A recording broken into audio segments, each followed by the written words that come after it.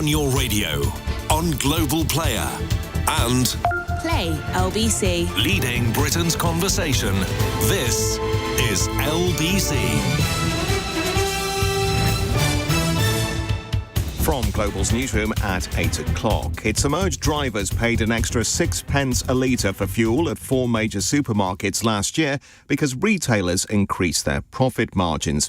The Competition and Markets Authority is now warning competition has weakened since 2019.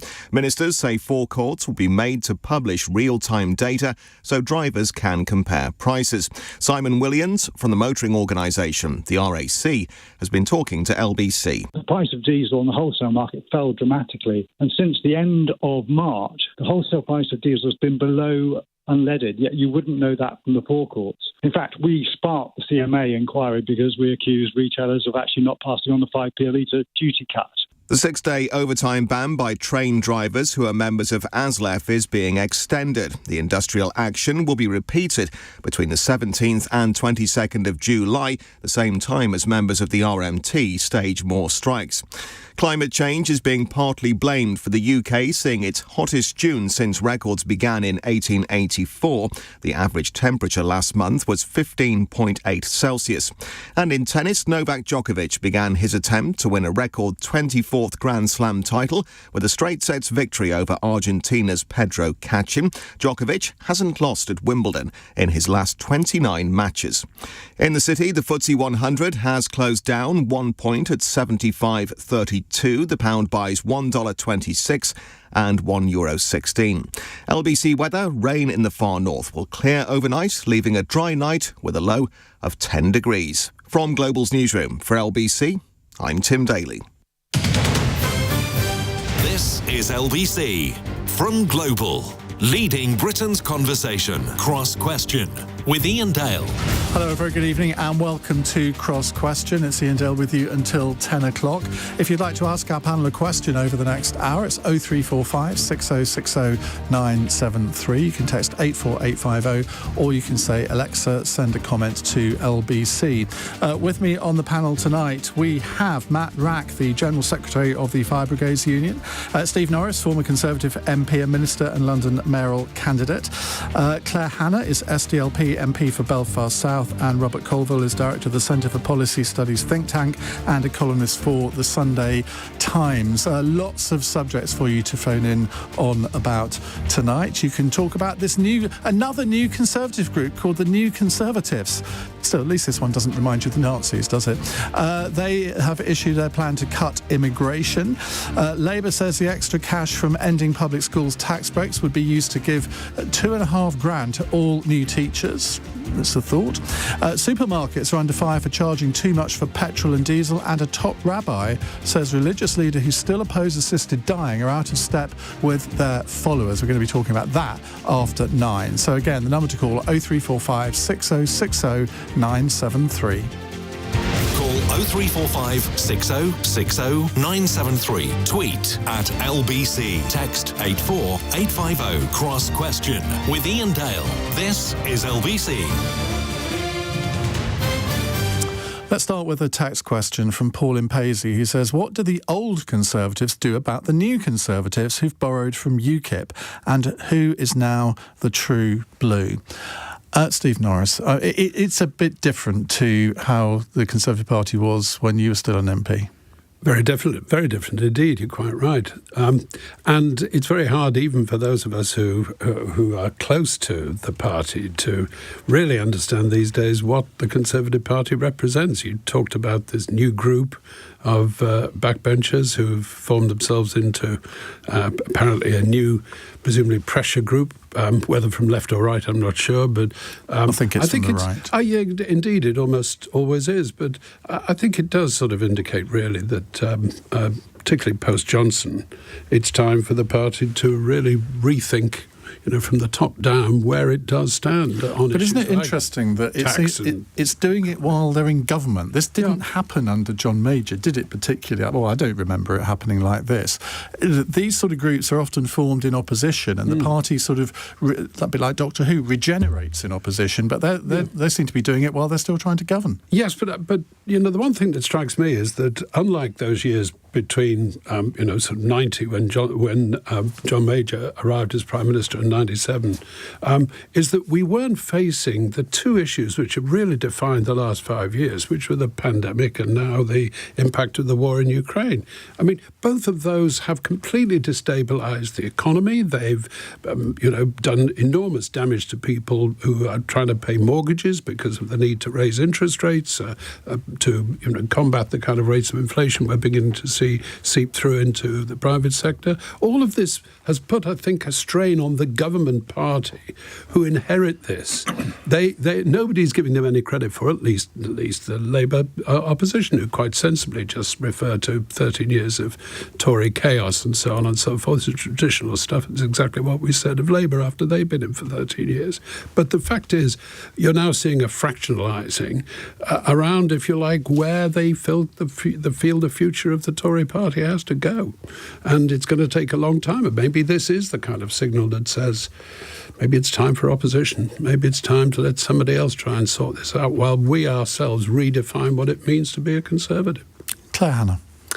Well, I just think what I've heard from this latest fracture group is just fairly detached from reality, and I have a lot of sympathy for people like Steve who are centre-right Conservatives. It's not my politics, but it's a perfectly honourable political view or political place to be, and I suppose they've seen their party drifting further away, and there must be many millions of people like that across Britain. But some of the rhetoric and some of the stuff you were getting out of them today and defensively saying, but we're not the government, when they were challenged on any of the detail of what they were proposing, as if they are, I think, just maybe auditioning for the next slot on a right-wing TV station. That seems to be what some of these individuals are doing, rather than actively trying to use their political positions to improve people's lives. Which you can't really blame them for when Lee Anderson is being paid $100,000 a year. Sorry, I can. They're elected to represent the people in their constituency. But this is I know.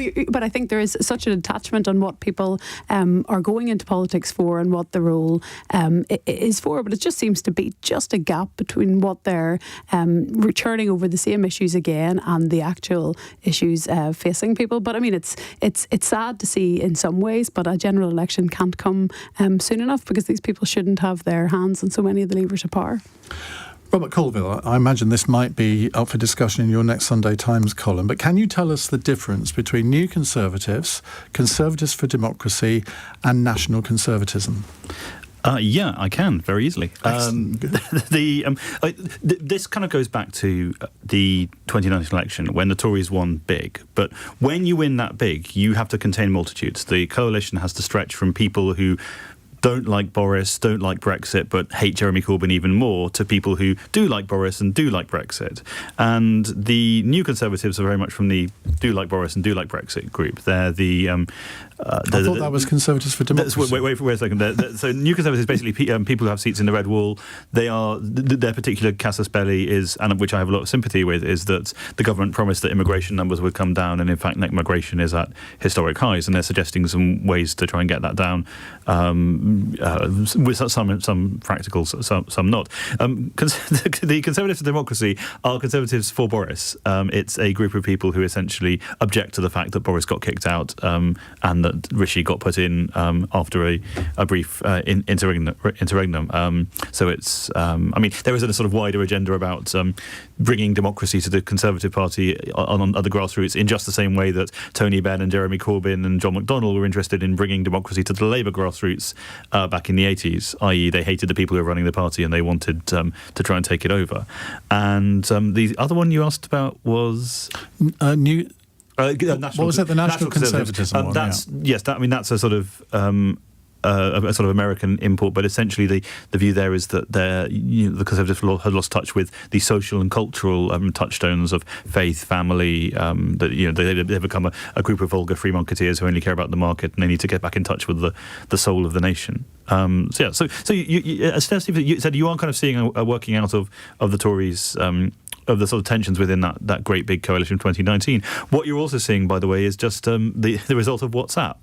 That in these days, essentially, in the old days, people would sit around in the tea rooms having discussions. Now, as there's a kind of MPs group of Tories, and as soon as basically sort of 4 or 5 people have expressed the same opinion, they go off and form a splinter group. They have the China research group, or the COVID research group, or the research group, and it has a very, very splintering effect on the parliamentary party. LBC presenters do that all the time. Matt Wrack, now, do you sort of look at what's going on with the Tory party now and see echoes of the Labour Party in previous times, or do you think this is very different? Well, I suppose all parties have those rows and debates. They should perhaps call themselves the desperate Conservative group, because this is about people desperately trying to cling on to their seats, knowing that they are likely to lose them in significant numbers. Because Stephen mentioned that opposition policy, I'm a member of the Labour Party, saying Conservatives have been in power 13 years. Well, that's true. And living standards have barely recovered from 2008, never mind from COVID, and never mind from the latest cost of living crisis. We've got millions of people whose living standards are being squeezed, young people who have no chance of getting decent homes, public services that are falling apart, and inevitably many of those so-called Red Wall Tories are going to lose their seats. And this is an attempt in a very cynical way to play the race card, frankly, talking about migration rather than actually addressing the issues that people really face, and it's pretty disgraceful and disgusting. Just going back to you, Rob, when you look at some of the policies that they've come out today on immigration, well, one of them was to say that we should be sort of cancelling the visas of care workers. And you think, well, on the face of it, we know that we haven't got enough care workers. And I get the point that, well, employers over the years have used foreign labour as cheap labour. But I mean, that sounds barking mad to the ordinary person in the street, surely. So the problem with the current levels of net migration is they are too high, and everyone says, yes, we agree they're too high. But then when you get down to the specifics of, OK, so which bit do you cut, it gets quite painful, because the NHS and the social care system are basically being kept alive at the moment by very, very large-scale immigration of staff. I've got more sympathy on the point about graduates. There's been again, universities' finances have come to depend on foreign students, but the numbers are huge. There's been a huge surge. That's a good thing. But it's a sign of success. There's been a huge surge in one-year master's courses, which have the right to stay and work in the country for a couple of years afterwards, which just feel quite different from turning up and spending 3 years studying at the institution. And where I would also agree with the point they make is the threshold for skilled workers, the salary threshold, was set very, very low. If you ask people what they think a skilled worker salary should be, they'd probably say something in the sort of 60, 70, 80,000 range, rather than where it is, which is really quite close to the average national salary. Claire, you want to come on? Well, just, I mean, it is detached, and I think the impact of, as you say, it's a fundamental part of the business model for third level, which subsidises, I suppose, that level of education for younger people from I suppose, this city and this country. But skilled migration is exactly what we were told that the Conservatives wanted post-Brexit. But you're absolutely right to say that once you start to stratify it, it's not too much the net migration. I come from a region where our immigration problem is the fact that young people leave because they don't see enough to retain them there. But each of these cohorts of people is contributing in a way. Is that still happening to the extent that it was? Yeah, sure. There is our third level funding model is broken, and about a third of young people who want to pursue third level come generally to this part of the world, and they don't come back. They build their lives. So we invest tens and hundreds of thousands of pounds in their primary and post-primary education, and then export them to London for the benefit and to contribute here. And good luck to those individuals, but it's draining our own economy. And this is going slightly off the subject, but I think it's quite interesting. But I gather in the Republic of Ireland, the pendulum is shifting back, and that younger people do see a future for them maybe, I don't know whether it's confined to Dublin, but certainly in Dublin, as opposed to 20 years ago, somebody who wanted to get on in their lives would have almost automatically come to the UK. Yeah, it's absolutely not perfect in terms of the distribution of that wealth, but there's some remarkable things happening in the Republic's economy. But one of them is that it is open, and it is open to immigration, and it's embracing that, and it's not putting up trade barriers in the same way that Britain has. And it's a very interesting dynamic that it creates in Northern Ireland when you see one thriving open economy and a socially progressive society, and unfortunately you see where the politics and the economy of the island of Britain are, and it's provoking a lot of thought of people in the region I live in. Right, we'll move on in just a moment. Keep your calls coming. We're going to come to Hassan in Cambridge next, 0345 6060 973. You're listening to LBC, and you can watch us, of course, on Global Player. It's 8:15. This is LBC.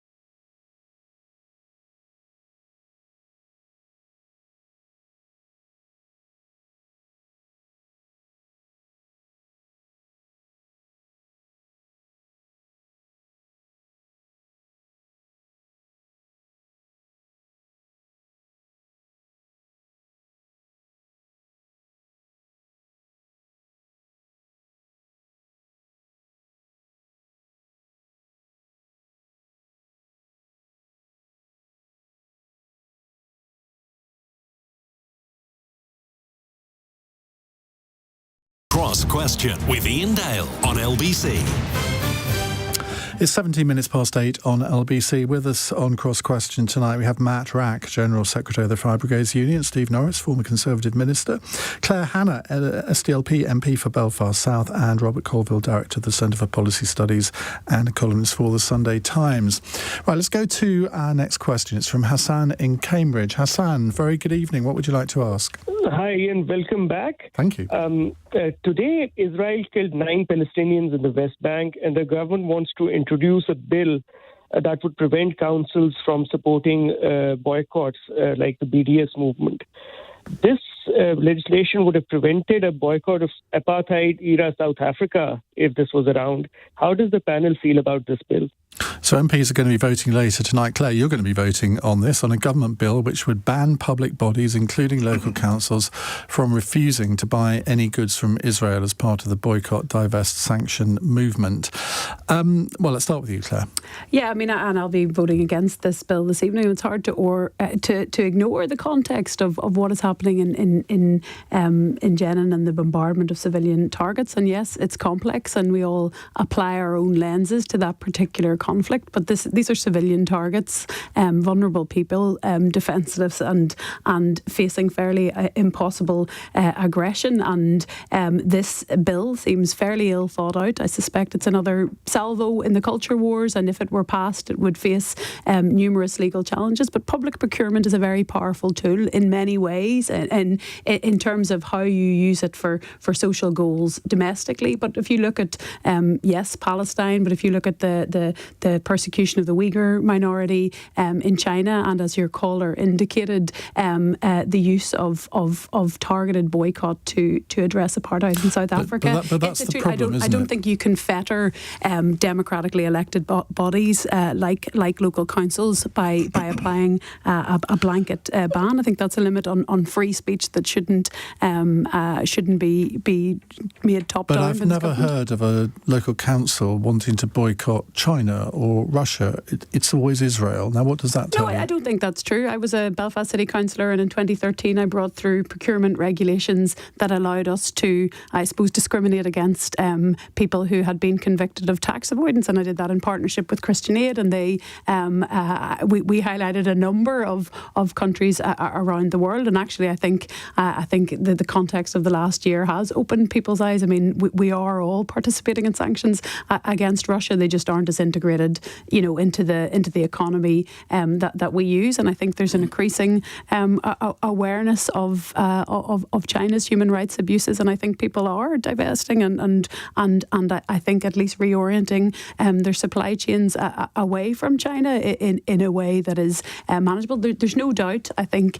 you are aware of impact, certainly in some agricultural products on and perhaps even very progressive people, and no tool should be used in an entirely blunt fashion, but banning this and banning democratically elected councils from using this, if that's what the majority of their members choose to do, feels like a hammer to crack a nut. Robert Colvile.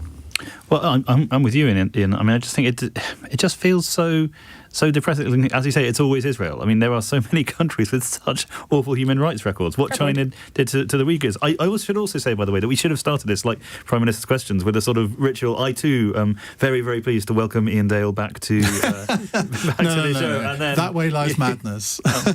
But thank you. I just think. The pointless grandstanding, the fact that it is always Israel, that all of these other regimes that do horrible things, and yet somehow people don't seem to care about that. Matt. Look, I think this piece of legislation is badly thought out and undemocratic, and an attack on the right to debate these issues. Boycotts have a place in political campaigning.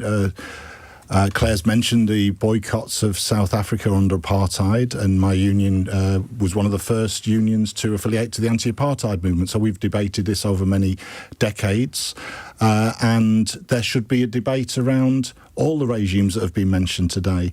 But a debate is one thing. Actually, a boycott, and given that local councils don't generally have foreign policies, it all seems a bit odd. Well, actually, that they may wish to use their procurement powers to address various issues, including labour standards, for example, in relation to how they procure goods and services from abroad. In relation to Israel, my own union's policy is for a boycott of goods from the occupied territories, but not from Israel in general. That's also the policy of the Trade Union Congress. So it's a respectable policy in that regard. Other people call for a wider boycott of Israel, and that needs to be debated.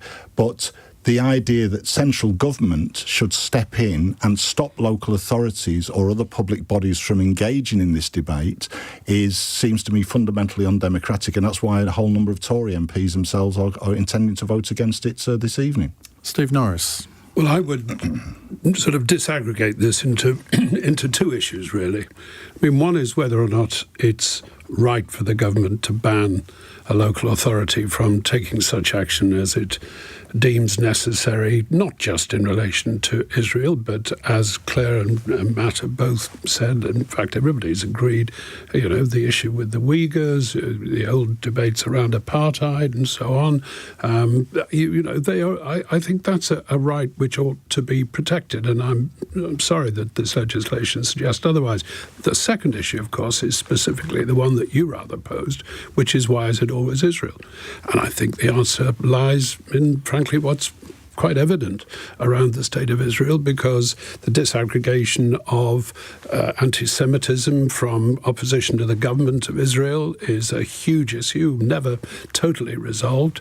On the other hand, I must say, it seems to me entirely appropriate if local authorities believe that they should express their views in this way, I think they should be able to do it. In the end, they're all going to be elected periodically, and if their electors violently disagree, then no doubt they take the appropriate action. Follow-up Alexa question from Gabriel, who says, what do you make of today's Israeli military operation on the West Bank? This is apparently the biggest Israeli operation on the West Bank in 20 years.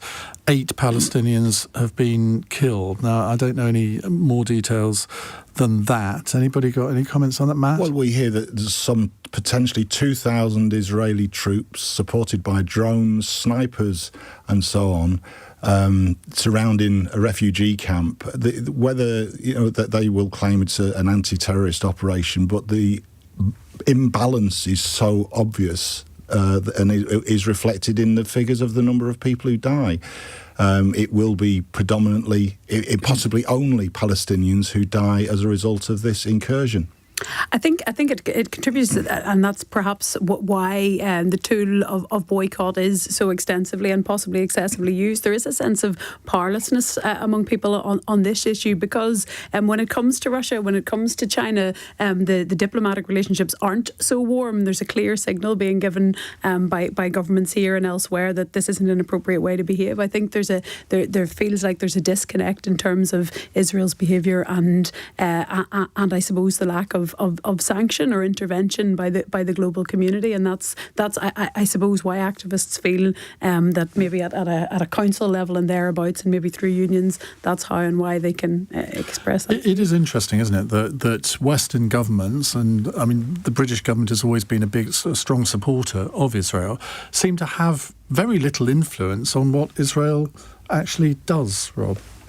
Well, I mean, I think it isn't the knee-jerk instinct, and Matt's just demonstrated this, is to blame Israel because it's the bully, it's the stronger party. But at the same time, from the Israeli perspective, they are sitting there. They're in the memory of everyone in Israel. The rockets have come over. The bombs have been going off. They are surrounded by people who really don't like them, and in many cases are literally sworn to their destruction. It's a horrible situation for everyone, but it is not a one-sided situation. It is not the case, as we've said. It's not the case that you're one side of the goodies and one side of the baddies, and very often it feels like we're veering too close to that.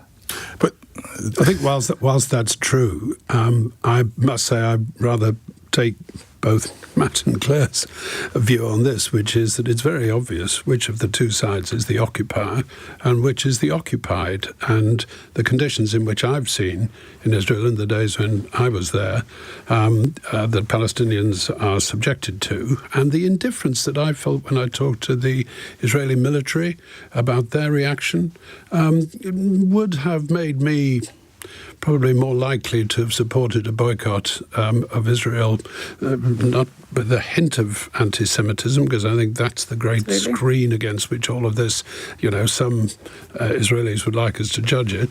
Nonetheless, would put me rather on the side of the Palestinians in this particular case. But in some ways, the Israelis have been very good at their own PR. But on this, I wonder whether they have, where they say, well, we're doing this because this place is a hotbed of sort of breeding terrorists. Well, OK, well, give us the evidence for that. One man's terrorist is another man's freedom fighter. I'll never forget that, because it's always true. And drain the reservoirs of poverty, where people feel that, rightly or wrongly, people feel that they have no other tool, and of course they do. But many people are living profoundly trapped lives that we couldn't even anticipate in very in impossible circumstances. And if those were addressed, and if Israel would allow them to be addressed, then that's how none of this takes us an inch closer to any sort of lasting or just peace. Have any of you actually visited one of the refugee camps? Yes, 2 of them. Because it is quite something, isn't it? Yes, I haven't been to Jenin, but I've been to Ramallah, and just sort of walking around and talking to people about their daily lives. You think, well, how this place has been here for decades.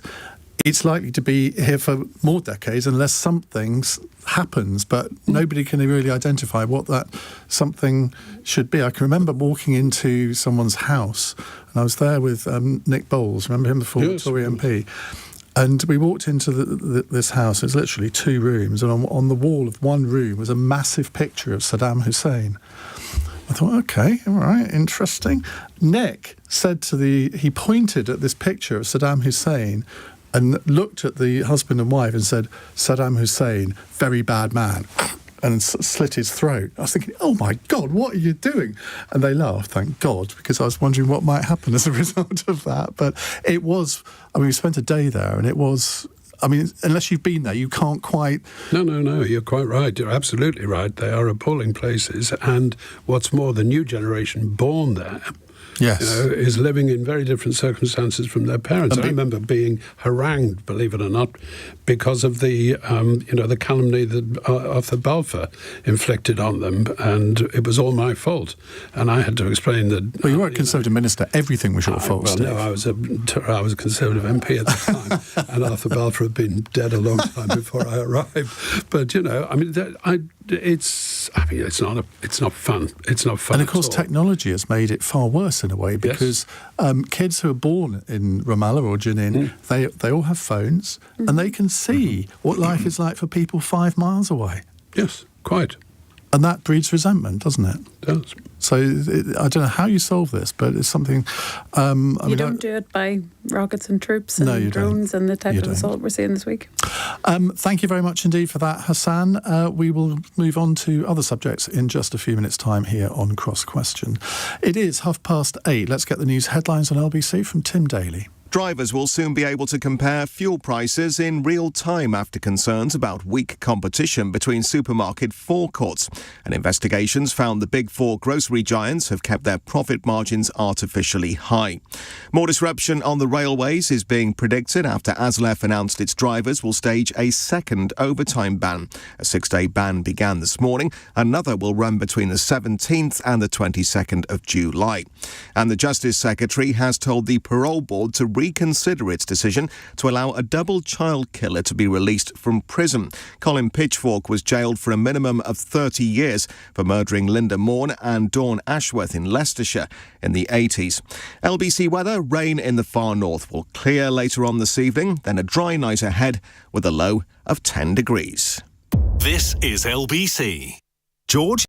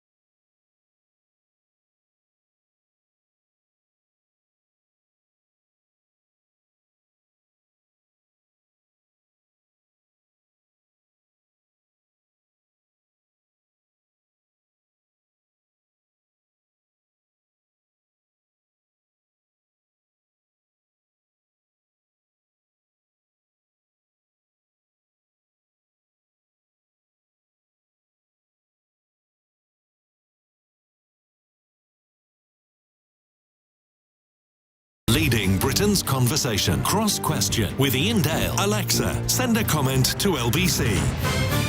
8:33, Matt Wrack, Steve Norris, Claire Hanna and Robert Colvile with us. Let's go to our next question. It's from Kevin in Basingstoke. Kevin, hello. What would you like to ask? Why would a bank ask a customer to leave their bank? Well, we talked about this in the last hour and this all has arisen because Nigel Farage had his bank account withdrawn, has made very big fuss about it. There have been other instances of this happening to what are they called? Persons of politically exposed persons. I can never remember that phrase. Yeah. But it does seem to be happening to just ordinary people as well. Although we did have one caller in the last hour who was encouraged to leave his bank with the offer of £4,000 because apparently this particular bank had got too big a market share, so they were told by the banking regulator they had to divest themselves of customers. I'll happily do that if they want to. No, this is Steve. I mean, we PEP arrived in our sort of day-to-day business world about 6 or 7 years ago. Suddenly you were asked, are you a PEP, politically exposed person? I, for example, used to say, no, I'm not. I haven't been an MP since Moses was a boy, and, certainly a long time ago. And I have It's a long time ago now, isn't it? It is a long time. 28 years. Thanks for reminding me, Ian. But, the point is that I was able to convince the particular bank at the time that, no, I was not politically exposed. But I do know that over the last sort of 6 or 7 years in my business life, I've been asked every time. And some banks will say no more. Others will make a big fuss. I've never actually been refused. But it's all because the people behind this have really no experience of what it is that they want to try to avoid. I mean, I'm pretty sure that's the case with Nigel Farage, incidentally. I can't believe that there's any more sinister motivation behind it than that. But there's this sense that people who are politically exposed, I suppose, might be more taken advantage of in terms of some sort of corruption or deception or whatever. I think it's a ludicrous proposition personally, but that seems to be the case, and it certainly happens an awful lot. If you've been in public life at all, then you're quite possibly going to be asked whether you're a PEP.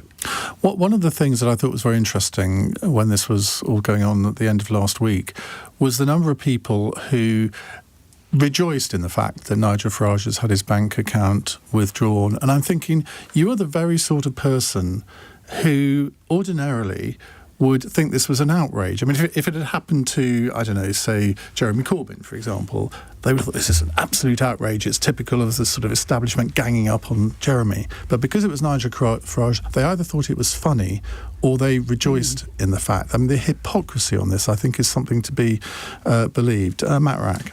Well, I suppose that argument works both ways because I suspect that if that had happened to Jeremy Corbyn, there would be a whole range of people who said, well, he clearly must have done something wrong and deserves every step that the bank is taking.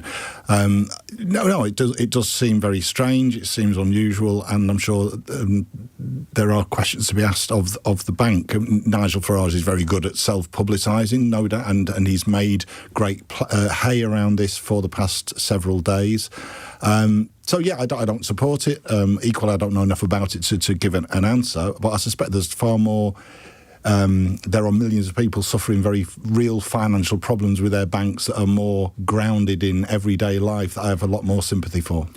Well, I had a text from someone that Steve will know of who's quite a high-profile Muslim politician. He said, this is happening to Muslims every day of the week, up and down the country. Now, admittedly, we didn't have a single one phone into the phone earlier, but I'm taking that as read that she has got the evidence of this, and it isn't just happening to politically exposed people. It is happening to ordinary people as well. Robert? I think I'm just doing some jigsaw identification there on who you were talking about. But no, I mean, so I think there's two things here. The first is, as Steve said, I think there is a general culture, not just in banking, of risk aversion. You see it in care homes as well. Actually, that there is an increased reluctance to take on complex cases because it's much easier just to take on the simplest ones and not take any risk, not run any any risk that the regulator might come for you. In banking, I worked out the other day. I think the proportion of regulators to financial services workers has gone up by 4 times in the last decade or something. I mean, there's just this extraordinary apparatus there that you have to, and all this endless hoops you have to jump through.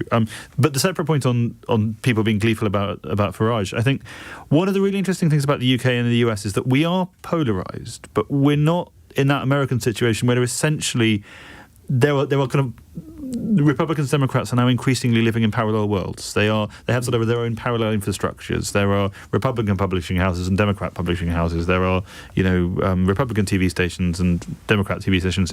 And when poll ratings for a Republican president go up among Republicans, they go down among Democrats. We are not at that stage yet, and I think anything that takes us Do you closer think we're heading there? Well, slowly we are getting to that stage, and I think anything that takes us in that direction is really bad, because fundamentally it's we are still one nation and we want to have a shared conversation, and I think for obvious reasons in the last decade or so that's been at risk. We are nowhere near where America is, but I don't think we want to sort of take the risk of going further. Claire? I don't know enough about the specifics either, and I suspect he's quite a litigious dude if I started to potter about in it, but I do think many reputable media outlets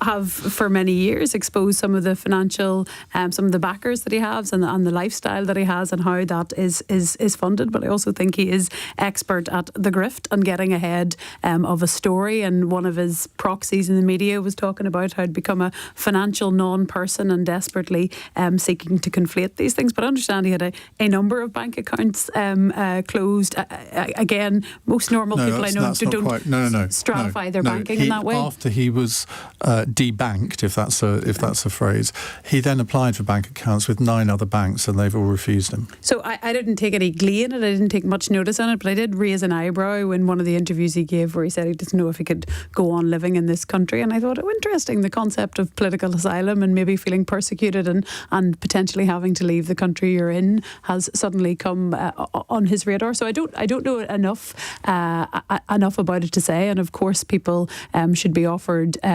financial services and any other services on an equal footing. But sunlight is the best disinfectant. And if he wants to bring forward and give a transparent account of his finances and his links to some of those who have funded his campaigns, and we know it's in the public record that some of those who have campaigned, particularly his flagship campaigns, have been linked to countries that haven't been friendly to this one over the years. But they've never been proved. That's the point. Well, I don't think if he's going to court, then maybe he'll put all this information into public domain.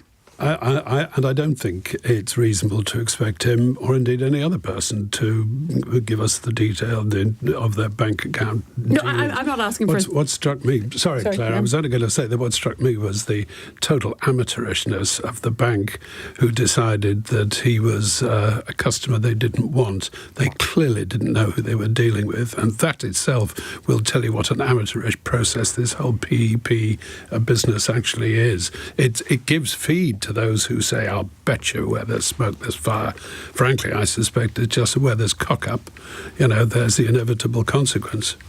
Kevin, thank you for that. Let's do a text question from Janine in Barnsley. Labour will give £2,500 to all new teachers through making parents of private school kids pay more. Will this make people actually want to become teachers again, Matt Wrack? Well, we have a crisis in many of our public services around recruitment and retention of teachers in the health service and more widely. Social care has been mentioned.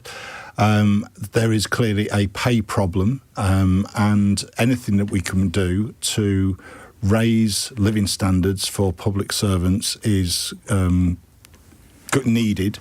Whether this goes far enough, actually, I'm not sure this does go anywhere near far enough. We're in an intractable dispute in education in England, at least, and we have a government that is... And Scotland, I think.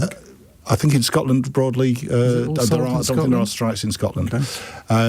And we have a government that has restrained pay for public sector workers for 13 years, almost an unprecedented level of driving down wages in the public sector.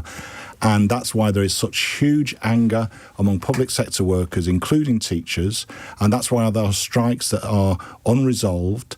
And the government has nothing to offer, and that's why tens of thousands of teachers are leaving the profession every year. It's an absolute disgrace. And I've got to say, I think Labour's policy doesn't go anywhere near far enough resolving those issues. Well, that's the issue, isn't it, Claire? Because £2,400. I mean, are people going to be bought for that? Is somebody going to think, oh, I'm going to become a teacher, they're going to give me an extra £2,400? Doesn't ring true to me. Yeah, if it's illustrative, but it needs to be more systemic than that. I think, as has just been outlined, as in many other sectors, people's living standards just aren't able to keep up with them. We need to particularly incentivise, I suppose, some of the more challenging schools that people are in. But this is an unequal country, and private education is part of that. It's not all of that, but it is definitely a factor, and you see that very clearly in the political class, so to speak. And I think policies to chip away and address that are very, very welcome. And I think this is an entry level to sort to redistribute in some way some of those resources, and it is crucial to just bring people who would bring that dynamism and energy and connection with young people into teaching, but who don't see it as viable, partly because it's not properly remunerated, but partly because I suppose the challenges they're facing in schools and the need they're facing is huge, and teachers are doing that with fewer and fewer resources and more complex problems and bigger classes. Well, this is a subject you might like to ask the Shadow Chancellor about tomorrow at 7 on LBC. Rachel Reeves will be here taking your calls. If you don't ask her about it, I certainly will. Rob? Well, the thing which annoys me, and this is a lonely crusade, is that the numbers are bollocks. If I could say that on the radio, and I just have. Before 9 o'clock, apologies for that to anyone who was offended. Sorry. You don't expect this from a leading think tanker, Rob. The VAT on think tanker, by the way. Thank you. The VAT on school fees figure, it's, the numbers Labour have been throwing around, it's been proved to be massively out of date and rely on essentially the wrong numbers of pupils, the misunderstanding of how the VAT system works. I'm sure you could get something from doing this, but it's just I wish it's become the kind of the thing that everything's going to be paid for by this totemic tax, which is nasty to rich people. Labour politicians keep on making very, very expensive sounding speeches and promises, and then sort of looking awkwardly at their shoes when they're asked how they're going to pay for it. They at some point they need to resolve this fundamental disjunction between their ambitions for the country and the amount that they are promising to raise in tax. And VAT on school fees is not going to close that gap, and nor any of the other stuff that they've And it's also not so just far. Rich people that send their kids to private school. It's not persecuting rich people to pay value-added tax on something that's adding value to education. I mean, it is a luxury service. People are perfectly entitled, but I mean, levying an appropriate tax on the VAT. It's not about charitable status. Education is a noble purpose and has been recognised as such in the tax code. Absolutely, that's what we need to properly fund it for every child. if not centuries. Well, private education is generally taken advantage of by more privileged people in society. That's self-evident, isn't it? Well, it sounds self-evident, but actually, I've done quite a few phone-ins on this, and you get middle-class people who are maybe earning more than the national average. Both parents are working. They maybe have a combined income of 70 or 80,000, but they're not satisfied with the schools in the local area. Because they're underfunded. For whatever reason. School funding has increased massively in the last few years. They send their kids to a private school and scrimp and save and work every hour God sends to be able to do that. Steve Norris. I think this poisonous politics of envy is frankly disgraceful. This is all about, it's all the rich. Tax the rich. They're the problem in society. If only we were to take money away from what amount, of course, to middle-class people desperately trying to do the best for their children, then all would be well. And it's fraught with all sorts of inconsistency. Bridget Phillipson, the Shadow Education Secretary, says that if they do, impose VAT on private schools, that no children will migrate away from those private schools and into the state system. Reckoned something like 90 to 100,000 children would then have to leave the private school and go into the state system, which, of course, is very short of spaces. Now, that's not necessarily the problem that Labour's facing, but nonetheless, I just think it's poisonous. One of the most poisonous political weapons ever deployed is the politics of envy. It's all those rich people. And you see this in everything that the current Labour administration is doing, and particularly here in education. I know you want to come back, but we're very late to go for a break, and it means we won't have other questions if we do. So it's 8:48. LBC.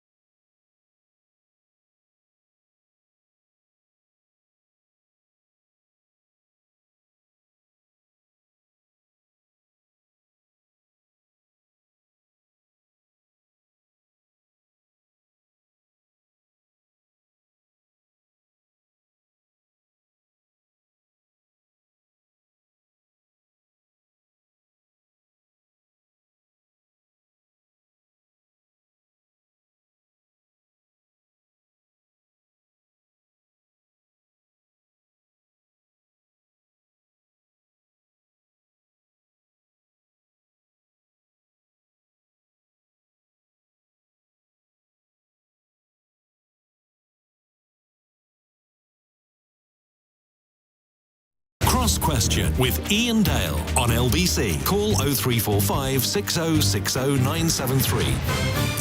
It's 8:51. After 9 o'clock, we're going to be talking about assisted dying on the programme, so looking forward to your views on that. Matt Wrack, Steve Norris, Claire Hanna and Robert Colvile are with us. Let's take another question from Luke in Bromley. Hi, Luke. Hi, Ian, and hello, expert panellists. Thank you. So, my question is about housing. As someone who's benefited from such in the past, I wonder what government schemes could be put in place to help new buyers get on the housing ladder. First-time buyers, you mean? First-time buyers. Well, over the years, governments have tried to introduce various schemes. Help to Buy, I think, was the last one. I'm not sure that was hugely successful.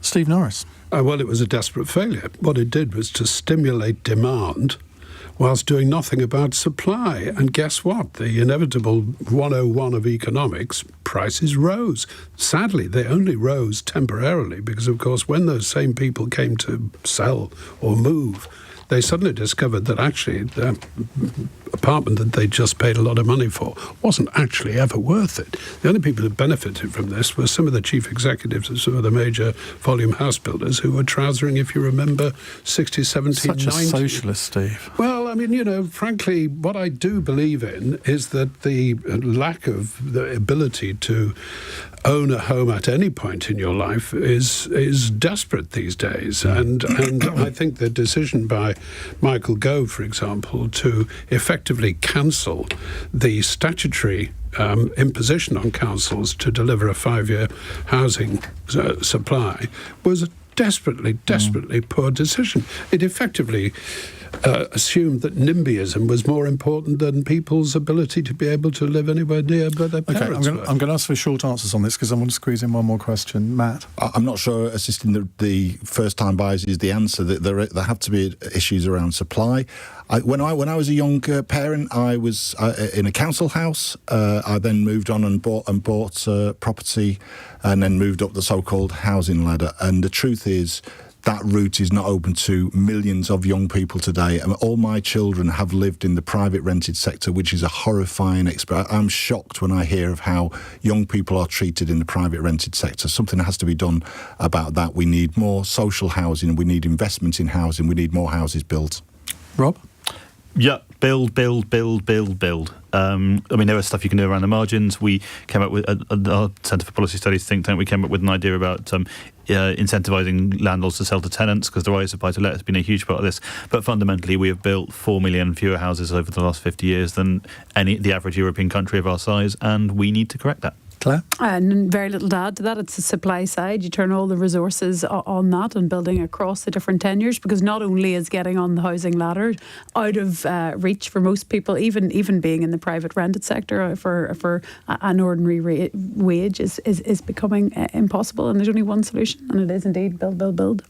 Right, text question from Simon in Peterborough. The train unions have suggested they'll be prepared to strike for the next 20 years. How can this misery finally be ended? Now, just a bit of background on this. ASLEF are taking part in an overtime ban this week. They've announced another one for a fortnight's time. The RMT have announced more strikes later this month. Mick Whelan from ASLEF said this morning that his members are prepared to strike for 20 years if that's what it takes to be heard. May, let's come to you on this. Quite a few people I know who are certainly not on the right of politics are getting absolutely fed up to the back teeth with these sort of extended train strikes. Talking about striking for 20 years, it doesn't exactly help matters, does it? That's a signal of determination. For fair play to Mick for making that point. He's also made the point that his members haven't had a pay, in the affected companies haven't had a pay rise for 4 years. And let's be clear, what's happened to both the train drivers and the other grades in the RMT is that they are being what is being demanded of them are huge changes to working conditions and working practices in return for actually very low below inflation pay rises. That's what's on offer to them. And it's not surprising that they have not settled and those disputes are going on. The responsibility for that, in my view, lies with the train companies and with central government, who are clearly holding the purse strings and it appears have sabotaged attempts to resolve the dispute. Disputes can be resolved. In my own sector, a supposedly militant union, we balloted for strike action. We didn't take any strike action because we were able to negotiate a deal with our employers. That's what ASLEF and the RMT want to do, and I hope that the government and the employers sit down around the table and make movement that allows the unions to settle. Rob? I think part of the problem here is Matt makes it sound very reasonable, but the fact is, in the wake of the pandemic, the way we use railways has fundamentally changed. That essentially Monday and Friday commuting have dropped off a cliff. Tuesday, Wednesday and Thursday are still holding still. Saturday and Sunday leisure, long distance commuting, that's gone up. There have been these huge changes to how people use the railways. And the rail company, which have, among other things, decimated the season ticket market, which has resulted in a massive collapse in income for these companies. So there is simply a lot less money to pay the staff running the railways, and a lot of changes that are going to need to be done to how people work on the railways. Now, at the moment, the Treasury is keeping things going by basically propping up the system with billions and billions of pounds. At some point, the Treasury loses patience with that. So my worry is that the unions are basically, in the long term, cutting their own throats because they're making people less inclined to use the railways because there's so many strikes, miserable experience. That'll drive long-term usage down. They're refusing to adapt to these new patterns, and then that means that at some point the Treasury goes, well, sorry, nothing for it but beaching point 2, because we just can't afford to keep this loss-making system going anymore. Claire? Look, I don't claim any expertise here. I don't live here all the time, and I don't use that many trains, but clearly these are problems that have been stored up for years in terms of pay deflation. And yes, the way you solve something like this is by getting round the table on that. And I think if it is, the public purse has been propping this up and keeping it going, then the government need to get involved for the resolution. But it needs to be future-proofed as well. Yes, we have changed how we use trains, but they're going to be a fundamental part of a decarbonised economy. So the model needs to be built to last, and staff need to be adequately remunerated. Former Transport Minister Steve Norris. Well, I just make one point, which is that whilst, regardless of the merits or demerits, the public generally are supportive of the action being taken by doctors, by nurses, by a number of other groups, the one area where the public themselves are actually against the strikers happens to be on the railway unions. So with that in mind, if I were is that them, right? I'm not sure that is right. Oh, that is right, I promise you. It certainly wasn't all at the beginning. I know it was not in the beginning. That's absolutely right. But I think that's the whole point. And I'm not making this up. This is, you can see this in today's Times. It's a matter of record that alone amongst public support, it's only the rail workers who are actually got more of the public against them than actually in their favour. And I suspect that's just going to go on happening. Right. I'm sorry to say, I think Robert's absolutely right. Final fun text question. Robbie in Chelmsford. Rishi Sunak says the stumping of Johnny Bairstow in the Ashes test yesterday was not cricket. When did you do something or say something unsportsmanlike? Matt, I don't know why I've come to you first, no reason. Okay, well, at the weekend, I wasn't watching the cricket because I had to take my grandson to Ninja Warrior. Oh, my goodness. And encourage a load of 10-year-olds. How much did you resent that? No, I didn't. I had to tell a load of 10-year-olds to behave in a sportsmanlike way. But obviously, I don't behave in such a way. My message to Rishi Sunak is I don't think it's really cricket to hold back public sector workers' pay in the way that he's doing. Claire? Probably everything I do is unsportsmanlike in that I'm not very good at sports, but I think in sports, as in politics, you've got to be able to look yourself in the eye at the end of it and treat people as you would wish to be treated. And in terms of sports, the engagement I have, it's for kids. You want to teach them respect, good conduct, having a bit of fun, and not winning at all costs, because that's a race to the bottom. So that's two of the panel who haven't actually given an example yet. Rob? Well, I was the victim of unsportsmanlike conduct.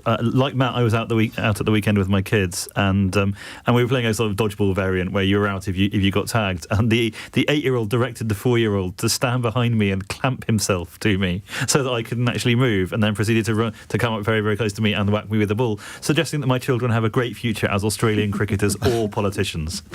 I thought you were going to say that the last time you said something unsportsmanlike was to swear on LBC, but there we are. Steve? That was ungentlemanly. Yeah. Well, all I will say is that I was rather with Rishi Sunak. I think, cricket's one of the few sports where sportsmanlike behaviour dictates that you don't do what the Aussies did on this particular occasion. I think they'll learn to regret it. However, I'm very proud to say that the last time I did any physical exercise beyond walking was when I was 14. I've managed to avoid a gymnasium ever since, and I'm proud to say that I stand here older than Donald Trump, nearly as old as Joe Biden, and enjoying every day. My strong advice is don't do any ever sport that you're not paid to vast amounts of money to do. There's no answer to that, is there? Listen, thank you all very much for joining us on Cross Question. Matt Wrack, Steve Norris, Claire Hanna and Rob Colvile. In the next hour, we're going to talk about a very, very serious issue. It is assisted dying, because Jonathan Romain, who's chair of Dignity in Dying and a rabbi, says the religious hierarchy is set against assisted dying, but the religious membership is not. Do you think that public views on this have changed and that we should now have a really proper national debate about whether the law on assisted dying should change? I think it should, but quite happy to hear arguments against that. 0345 6060 973 is the number to call here on LBC.